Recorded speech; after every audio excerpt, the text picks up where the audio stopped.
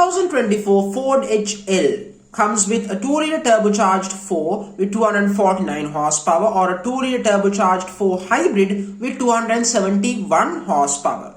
And of course, power is delivered through an 8-speed automatic gearbox, and all-wheel drive is available and comes with 7 or 8 seats. Standard features: 27-inch touchscreen, 12.3-inch digital gauge cluster, ambient lighting, Bang & Olufsen sound system, a heads-up display, panoramic sunroof, reclining second row captain's chairs, and more luxury features are available. And the interior design for me is premium and high-tech.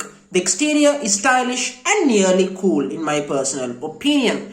Now, this compares, in my personal opinion, against rivals like the Toyota Highlander, Kia Sorento, Hyundai Santa Fe, and that sort of competition. And compared to them, we can't beat them, but it comes very much close against them and competes with them neck to neck. And this is simply a brilliant SUV from Ford, but only available in the Chinese market. It's sad, but that's a sad reality. On this notion, I'm going to end this video. Thank you very much.